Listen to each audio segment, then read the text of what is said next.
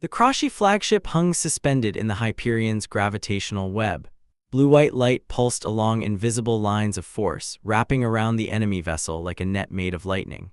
Captain Chen stood absolutely still on the bridge, one hand raised, palm open, fingers slightly curved. "Your chain of command is gone," she said. Her voice carried no triumph, only fact. "Your shields are irrelevant. Your weapons answer to us now." Fleet Commander Dren's image flickered on the holographic display. His scaled face, dark blue-green, heat-sensing pits below amber eyes, twisted between rage and something raiders weren't supposed to feel. Curiosity. His three-fingered hand hovered over the weapon panel. "I'm not offering you destruction," Chen said. Her open palm remained extended toward the display. "I'm offering you a choice you've never had." Dren's hand twitched, then moved away from the panel. "What choice?" Behind Chen, the Hyperion's tactical display showed 37 Krashi capital ships. Every single one had drones attached to its hull. Every single drone was pulsing with slow, rhythmic light. The trap was already sprung. The bait was still talking. End of transmission, recalculating. 72 hours earlier. The Concordia, pride of the Zetheran Deep Space Fleet, glided through darkness. Its crystalline hull caught starlight and refracted it into patterns that looked almost deliberate. Commander Vexra Call stood at the main observation deck, her four eyes scanning the void. Her hoverpads hummed softly, keeping her stable. "Sensors are clear," Senior Analyst Care reported. His appendages danced across holographic displays. "Standard patrol sector, no activity for." He stopped. Vexra turned. "Care. We're detecting an anomalous energy signature, Commander." His voice carried an unusual tremor. "It's massive." She crossed to his station. Her secondary hearts fluttered against her chest wall, a stress response she'd never fully suppressed. "3 distinct readings," she said, reading the display. The first 2 match known Krashi profiles. Her mandibles clicked in rhythm with her thinking. The third shouldn't exist. Care's appendages froze mid-dance. "What is it?" Vexra didn't answer. She was already opening a channel to Zetheran High Command. "I need everything you have on human vessels." The holographic image of Council Leader Mix wavered into existence. His crystalline features reflected the chamber's ambient light. "Commander Call, you're requesting data on a species we've only encountered twice." 3 times now, Vexra said. "They're in our patrol sector." Mix's eyes, all 4 of them, narrowed. "Hostile." "That's what I need your data to determine." The council leader was silent for a long moment, then his image flickered. "Transmitting now, Commander, be careful. The humans are not what our models predicted." Vexra's mandibles clicked faster. End of transmission, recalculating. The Hyperion filled the viewport. Vexra had seen warships before, dozens of species, hundreds of configurations. Energy projectors, kinetic cannons, plasma arrays, graviton disruptors. She had never seen anything like this. The human vessel was massive, larger than any 3 Zetheran cruisers combined. Its hull was black and angular, drinking in the light of distant stars. Along its surface, lines of blue energy pulsed like veins carrying something terrible. "That's a warship," Care whispered. "No," Vexra said, her secondary hearts fluttered again. "That's something pretending to be a warship." The Hyperion's comm channel opened. "Zetheran Vessel Concordia, this is Captain Sarah Chen of the United Earth ship Hyperion." The voice was calm, female, carrying an accent Vexra couldn't place.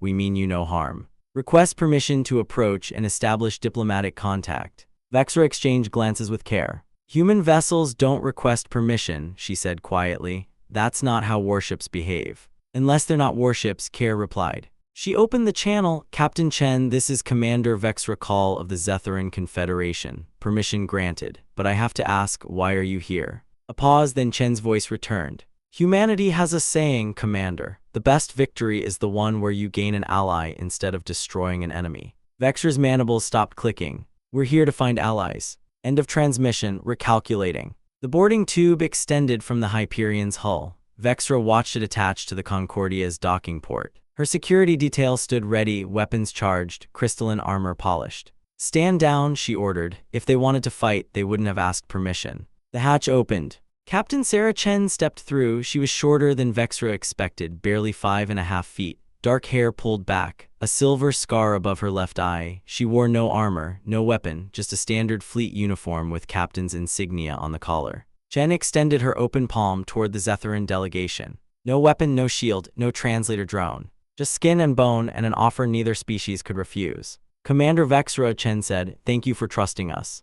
Vexra stared at the extended hand. Zetheran greeting customs involved a formal bow and vocal acknowledgement. Physical contact was rare, reserved for mates and hatchlings. She extended her own hand, hesitated, then placed her palm against Chen's. The human skin was warm, soft in a way Zetheran carapace wasn't. "We don't normally do this," Vexra admitted. Chen smiled. "Neither do we, but normal isn't working, is it?" Behind her, the Hyperion's hull pulsed with blue light. End of transmission, recalculating. The tour of the Hyperion took 3 hours. Vexra learned more about humans in that time than the Zetheran Confederation had gathered in a decade. They were deathrollers. Every human ship carried hydroponic bays because nothing beats real vegetables. Rodriguez, the chief engineer, a man who grinned constantly and called fusion cores the spicy end, showed off a tomato plant like it was a religious artifact. "We've been eating synthesizer paste for 3 centuries, Kerr muttered. Rodriguez laughed. "Yeah, we tried that. Tasted like regret, so we brought dirt."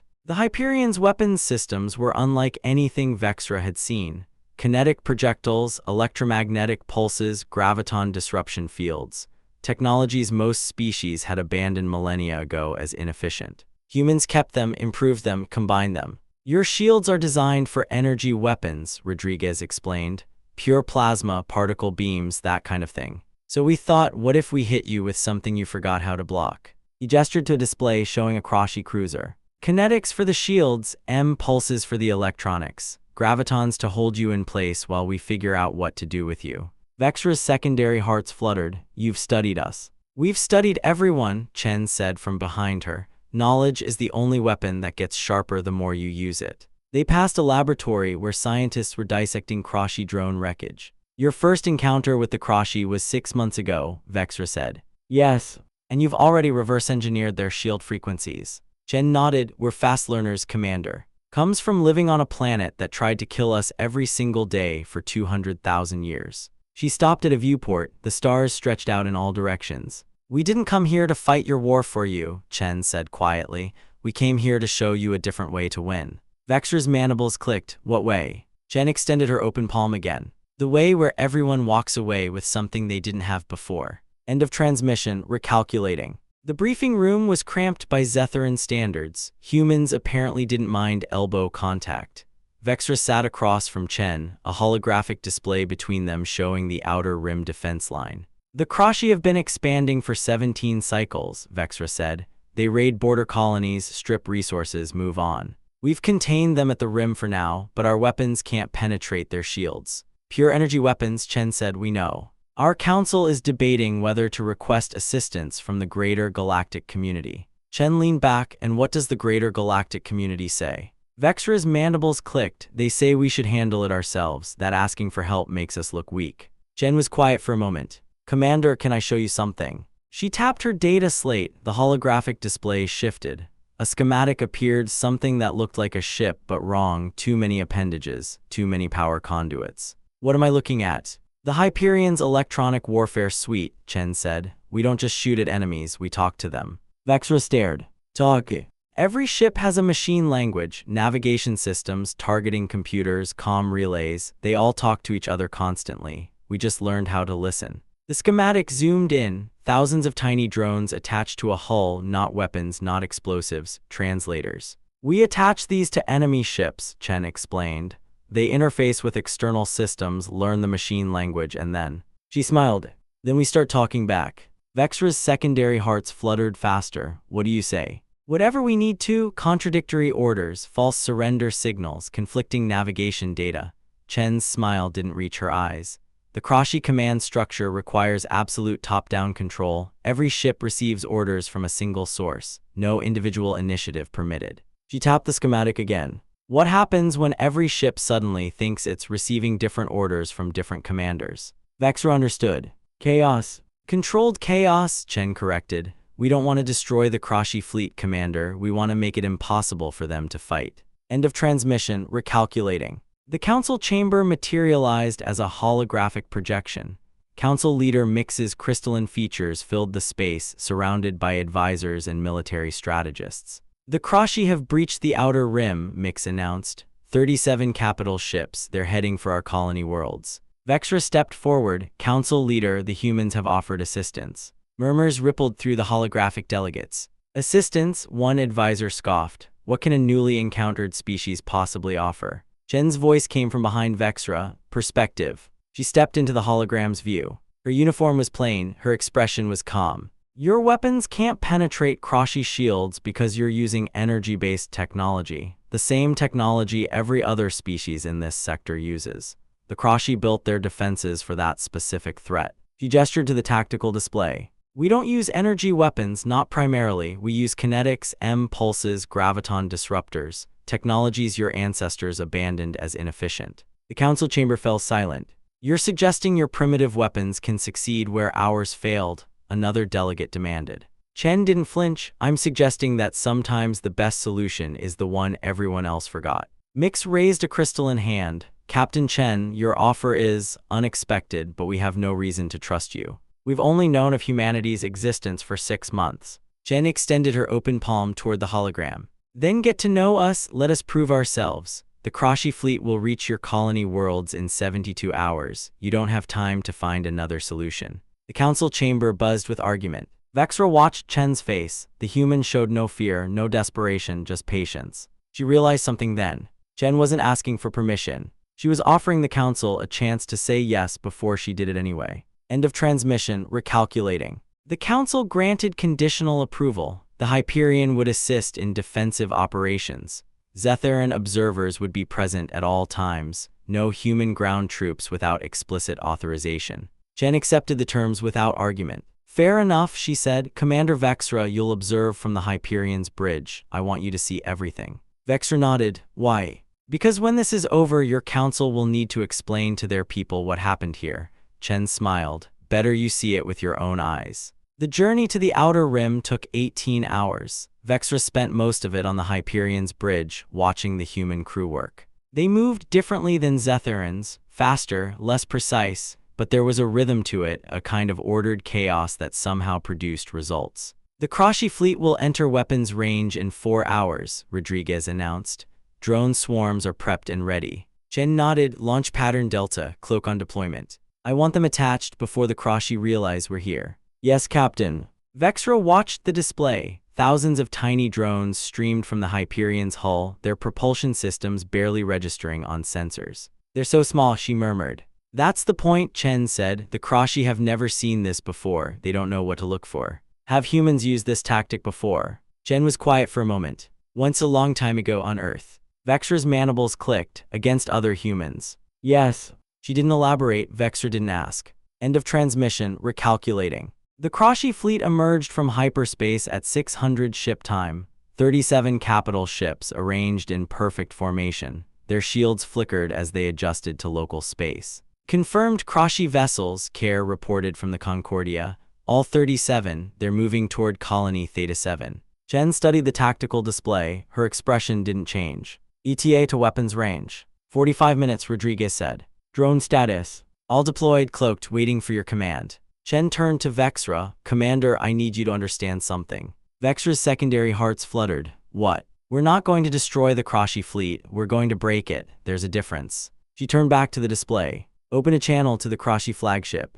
Rodriguez raised an eyebrow. Captain. Do it. The channel opened. Dren's image appeared on the holographic display. His amber eyes swept across the Hyperion's bridge. Human vessel, he said. His voice carried subsonic overtones that Vexra felt in her chest. You have entered Kroshi operational space. Withdraw or be destroyed. Chen stepped forward. Her open palm rested on the command console. Fleet Commander Dren, my name is Captain Sarah Chen. I'm here to offer you a choice. Dren's scaled face twisted. Choice. You can continue your advance. Our weapons will engage. Your ships will suffer losses you cannot replace.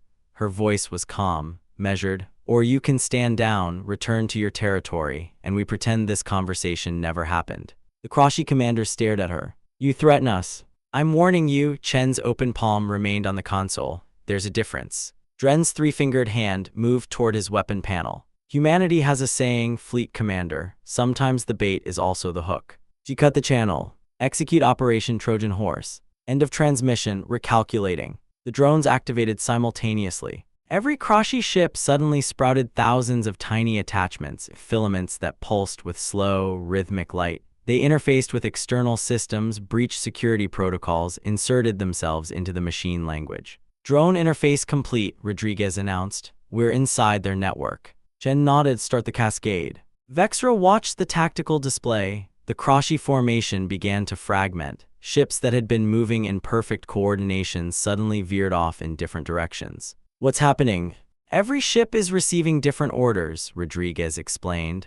One's being told to retreat, another's being told to attack the Concordia, a third's being told its commander has been compromised. But those orders aren't real. They're real enough, the Krashi systems can't tell the difference. On the display, a Krashi cruiser fired on its own escort. The escort returned fire. Two ships that had been allies seconds ago were now trading broadsides. Dren's image reappeared on the holographic display. His face was no longer calm. What have you done?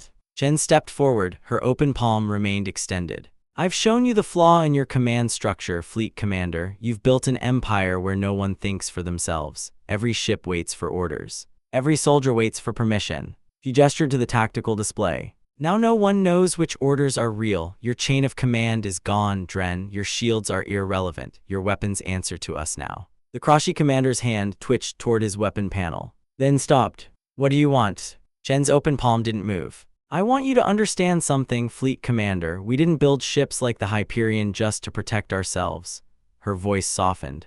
We built them to bridge gaps between civilizations, to translate between species who have forgotten how to talk to each other. She took a step closer to the display. Those aren't just drones attached to your hull. They're universal translators for machine language. We can understand you now, Dren. Every command, every strategy, every fear. The Krashi commander's amber eyes widened. Your empire isn't threatened by our weapons. It's threatened by our ability to listen. Silence filled the bridge. Vexra's secondary hearts were fluttering so fast she thought they might burst. The bridge held its breath. Dren's image flickered on the holographic display. His three-fingered hand remained suspended above the weapon panel, not moving, not striking.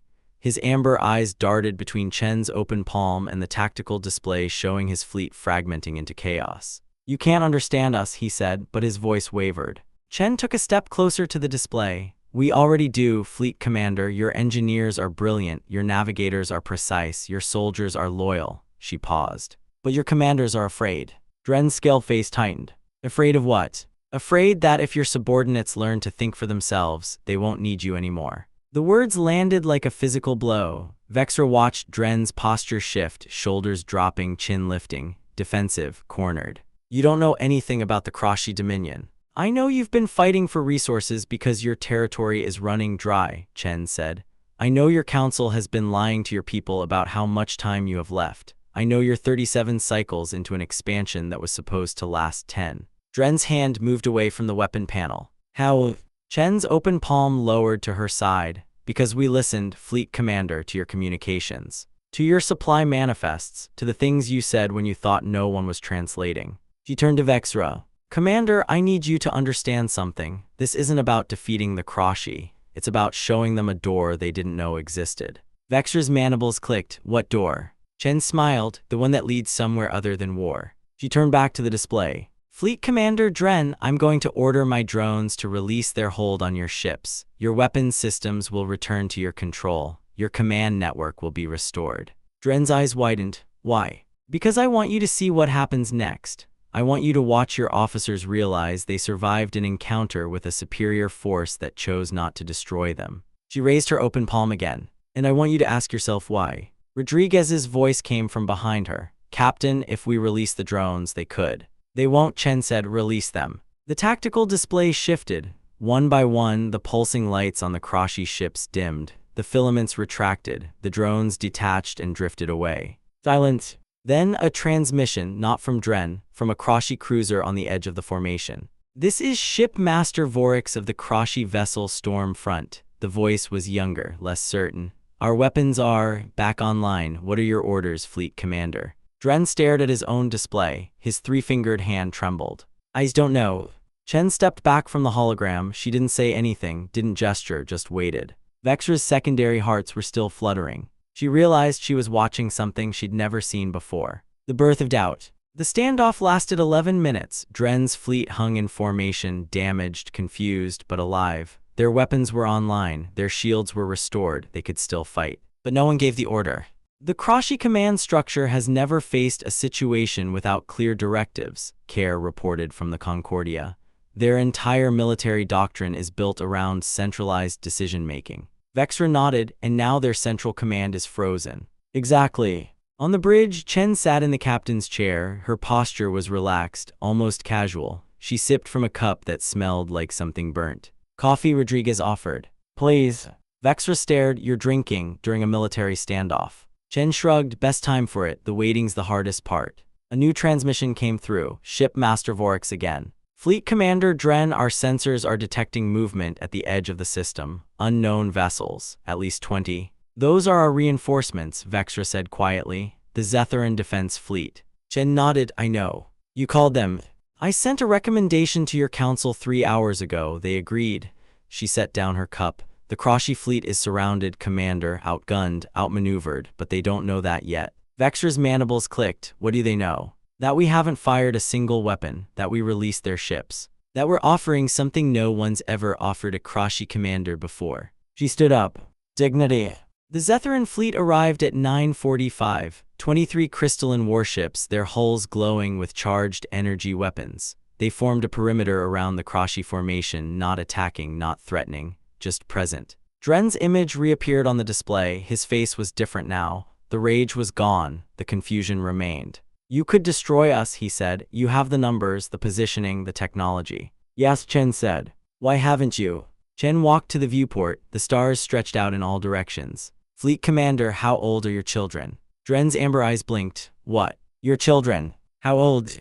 The Krashi commander's scaled face shifted through several expressions before settling on something Vexra couldn't identify. My eldest is 12 cycles, my youngest, 4. Chen nodded. I have a daughter, she's 9. She likes drawing animals with chalk. She turned back to face the display. Every ship in your fleet is carrying someone's child, Dren, someone's parent, someone's friend, and every ship in my fleet is carrying the same. She extended her open palm one more time. I don't want to kill your children, I want to find a way to feed them instead. Dren's hand moved, not toward the weapon panel, toward his own communication array. Vorix status report. The younger Krashi's voice came through immediately. Fleet Commander, the Zetheran fleet is holding position. No weapons fire, no targeting locks. And the human ship. A pause. The Hyperion is dark, no weapons charging, no movement. Dren stared at Chen. Why? Because we're not your enemy, Fleet Commander, we never were. Chen's open palm remained extended, but we can be your ally if you let us. The silence stretched. 1 minute 2:5. Vexra counted her heartbeats. Her secondary hearts had finally calmed. She wasn't sure if that was good or bad. Then Dren's posture shifted. His shoulders squared, his chin lifted, but differently this time, not defensive. Resolute. Shipmaster Vorix, order the fleet to stand down, weapons to cold, shields to minimum. Fleet Commander. You heard me. Another pause, then. Yes, Fleet Commander. Standing down. Across the tactical display, the Krashi ships went dark. One by one, their weapons' signatures faded, their shields dimmed, their engines reduced to idle. Chen lowered her open palm. Thank you, Fleet Commander. Dren's amber eyes met hers. Don't thank me yet, Captain. My council won't accept this. Your council won't have a choice. Chen gestured to Vexra. Commander, if you please. Vexra stepped forward. Her hover pads hummed softly. The Zetheran Confederation offers the Krashi Dominion a formal cessation of hostilities. Your fleet will be permitted to withdraw to your territory. Your wounded will receive medical assistance. Your prisoners will be returned. She paused. In exchange, the Krashi Dominion will participate in a diplomatic summit. Location and terms to be negotiated. Dren's scaled face was unreadable. And if we refuse? Vexra's mandibles clicked. Then you'll have to explain to your people why you chose war when peace was offered. The summit was scheduled for 72 hours later. Dren's fleet withdrew without incident. The Zetheran Defense Fleet escorted them to the border not as captors but as witnesses. On the Hyperion's bridge, Chen sat in her chair. The cup of coffee was cold now, but she held it anyway. You planned this from the beginning, Vexra said, even before the council contacted us. Chen smiled. Humanity learned a long time ago that the best victory is the one where you gain an ally instead of destroying an enemy. On Earth, Chen set down the cup. We spent thousands of years fighting each other, over land, over resources, over ideas, and every time we thought the only way to win was to make the other side lose. She stood up. Took us a while to figure out there's another way. Vexra's mandibles clicked in rhythm with her thinking. The drones, the translators, the electronic warfare, you could have destroyed the Krashi fleet. Yes, but you didn't. No, Chen walked to the viewport. We showed them something they'd never seen before, mercy backed by enough force that they couldn't mistake it for weakness. She turned to face Vexra. That's the real weapon, Commander, not the drones, not the translators. The willingness to choose peace when victory is already in your hands. Vexra stared at her. How did humans learn that? Jen's smile softened. The hard way, the same way everyone learns everything that matters. The briefing room was crowded. Zethran Council members holographically projected. Krashi representatives, their scaled faces wary and uncertain. Human officers standing at attention. Dren sat at the center of the Krashi delegation. His three-fingered hands rested on the table, open palms facing up. The Zethran Confederation has presented a proposal, Council Leader Mix announced. Resource sharing agreements, territorial boundaries, joint exploration initiatives. He paused. The Krashi Dominion has accepted these terms in principle. Murmurs rippled through the holographic delegates. Vexra watched Dren's face. The amber eyes were still wary. Still uncertain, but something else was there now. Hope. However, Mix continued, there is one additional matter. The humans have made a request. Chen stood, her open palm rested on the table. We've discovered something, a network of ancient structures scattered across the galaxy. Gates, for lack of a better term. Our scientists believe they were built by a civilization that predates any known species. She activated the holographic display. Images appeared, massive rings of stone and metal floating in the void. These gates have been inactive for at least 10,000 years, but our initial scans suggest they could be reactivated if we combine our technologies. Vexra's secondary hearts fluttered. Reactivated to where? Chen smiled. That's what we're hoping to find out. The modified probe launched at 1600 hours. Its hull gleamed with Zethran crystals, Krashi sensors, and human stubbornness. It drifted toward the nearest gate, a massive ring orbiting a dead star at the edge of known space. Vexra watched from the Hyperion's observation deck. Care stood beside her, his appendages twitching with anticipation. Do you think it will work? He asked. I don't know, Vexra's mandibles clicked, but for the first time in 17 cycles, I'm not afraid to find out. The probe entered the gate's perimeter. The ancient structure hummed, a sound that resonated through the Hyperion's hull. Then it activated. Light poured from the ring, not the harsh glare of energy weapons, something softer, something older. Something that felt almost like recognition. The probe transmitted one final signal before it vanished. Gate active, proceeding to target coordinates. Estimated travel time, 72 hours, will report upon arrival. Jen's voice came over the intercom. All hands, this is the captain. We've just become explorers again. Prepare for departure. The Hyperion's engines hummed to life. The Krashi captain sat across from Vexra in the mess hall. His name was Vorix, the same young commander who'd spoken first during the standoff. He held a Zethran nutrient bar in his three-fingered hand, turning it over like he expected it to bite him. This tastes like nothing, he said. That's the point, Rodriguez replied from across the table. Nothing is better than the alternative. Vorix's heat-sensing pits flared. What alternative? Synthesizer paste, Rodriguez shuddered. Trust me, you don't want to know. The Krashi captain took a bite, chewed, swallowed. It tastes like nothing, he repeated. Rodriguez grinned. Exactly. Vexra watched the exchange, 17 cycles of war, countless raids, thousands of casualties. And now a Krashi officer was sitting in a human mess hall, eating Zethran food, arguing with an engineer about flavor profiles. The universe was strange. The gate transmission is stabilizing, Care reported from his station. The probe has entered normal space, sending telemetry now. Chen appeared on the display. Commander Vexra, Captain Vorix. I think you'll want to see this. Vexra hurried to the bridge. Vorix followed, his claws clicking against the deck plates. The holographic display showed a new system. Stars, planets, and more gates, dozens of them, arranged in a pattern that looked almost deliberate. We're not the first ones here, Chen said quietly, but we might be the first ones in a very long time. She turned to face them, which means we get to decide what happens next. The alliance formed over the following weeks. Zethran scientists worked alongside Krashi engineers, analyzing gate telemetry. Human diplomats shuttled between species, building trust one conversation at a time. Vexra found herself on the Hyperion's bridge more often than her own ship. Something about the human vessel felt right. Alive in a way crystalline hulls never had. The gate network spans at least 17 systems, Care reported. possibly more. We're detecting energy signatures consistent with artificial structures across all of them. Chen nodded. Habitable. Preliminary scans suggest yes, at least 12 worlds within acceptable parameters for multiple species. Vexra's mandibles clicked. New territory, new resources. New possibilities, Chen corrected. That's the important part. She extended her open palm toward Vexra. Commander, I have a question. Vexra stared at the extended hand. She thought about the first time she'd seen that gesture, when she'd been uncertain, when she'd been afraid. She extended her own hand, palm up, fingers slightly curved. The human gesture. The one that meant no weapon, no shield, just an offer. Ask. Chen smiled. How would you like to be part of the first joint expedition? Vexra's palm touched Chen's. Warm, soft human. I'd like that very much. The Hyperion departed 4 days later. The Zetheran vessel Starlight followed. The Krashi carrier Storm Front brought up the rear. 3 species, 3 ships, 1 destination. On the observation deck, Vexra watched the gate grow larger. The ancient ring hummed with barely restrained energy. The Council is calling it the Conquered, Care said from beside her. The Alliance, I mean, named after your ship.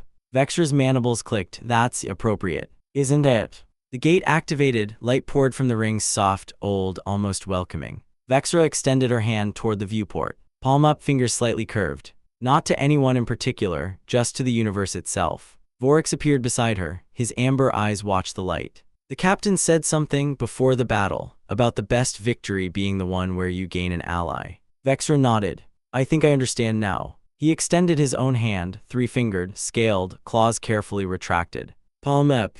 The gesture crossed species, crossed languages, crossed 17 cycles of war. 3 species, Vexra said quietly. 1 gesture, Voryx replied. The gate swallowed the Hyperion first, then the Starlight, then the Storm Front. And in the silence that followed, the universe held its breath. The new system was beautiful, 7 planets orbiting a yellow star. Debris fields that looked like the remnants of ancient construction. And gates, dozens of gates arranged in concentric rings. This is impossible, Care whispered. No, Chen said, this is what happens when civilizations stop fighting long enough to build something together. The Hyperion's sensors painted a picture of the system. Resources, habitable worlds, evidence of species that had lived here thousands of years ago and then, for reasons unknown, moved on. The gates are stable, Rodriguez reported. We're receiving telemetry from all of them, navigation data, atmospheric readings, everything. Chen nodded. Begin mapping. I want to know where every gate leads. Yes, Captain. Vexra stood at the viewport. Her 4 eyes swept across the system. Do you think they're still out there, the ones who built this? Chen joined her. The human's reflection stared back from the glass. I don't know, but if they are, I hope they're watching. She extended her open palm toward the viewport. Because this is what we do when we're not trying to kill each other. Vexra extended her hand. Palm up. The gesture had started with 1 human, 1 open palm, 1 offer. Now it belonged to 3 species. The universe had just become a much more interesting place. And for once, everyone was rowing in the same direction.